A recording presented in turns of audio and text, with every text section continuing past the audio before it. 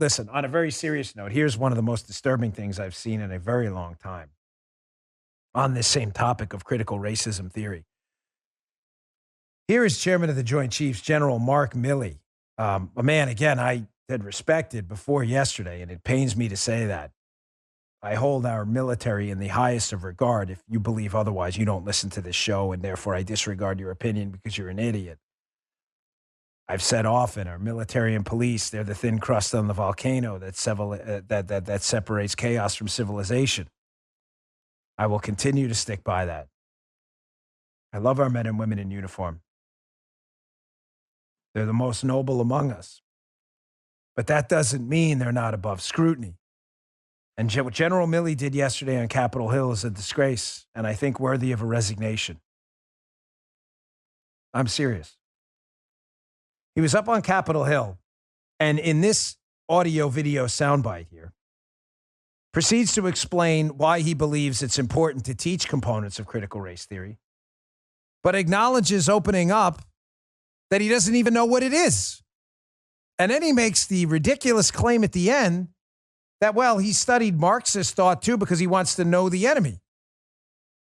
Yeah, but that's not what he's doing with critical race theory. We're not teaching people in our military that critical race theory is the enemy. They're teaching them this as a fundamental component of how our military officers should think and organize their thoughts. Milley might have missed that his logic train failed here. Check this out. First of all, on the issue of critical race theory, et cetera, I'll obviously have to get much smarter on whatever the theory is. But I do think it's important, actually, for those of us in uniform to be open-minded and be widely read. And the United States Military Academy is a university. And it is important that we train and we understand. And I want to understand white rage, and I'm white, and I want to understand it. So what is it that caused thousands of people to assault this building and try to overturn the Constitution of the United States of America? What caused that? I want to find that out. Interesting how he makes that conclusion there. White rage and January 6th? What evidence does he have of that? You see how he kind of draws parallels between the two? While interestingly enough, claiming he doesn't know enough about critical race theory, claims also in that same appearance that, oh, he learns about Marxism too because he wants to know the enemy, but that's not what he's doing. We're teaching our men and women in the military critical race theory for a reason. Why do you think that is? Why do you think leftists want critical race theory taught to our military and our police departments? Think about it.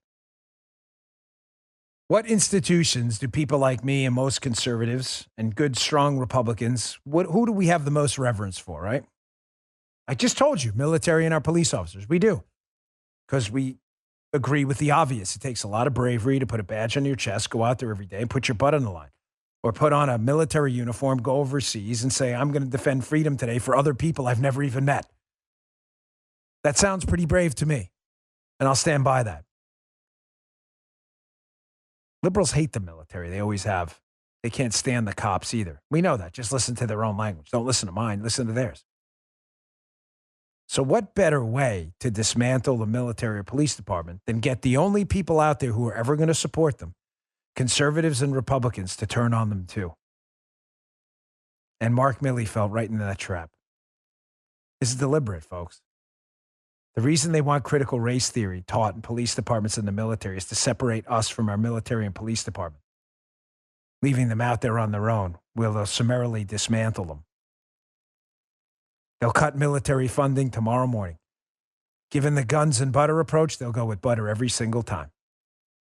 I just wish enemies of the United States felt the same way. Because they pick the guns. They don't give a damn about the butter. North Korea starve every one of its people to build a nuclear weapon. Not sure Mark Milley feels the same anymore. Sad to watch.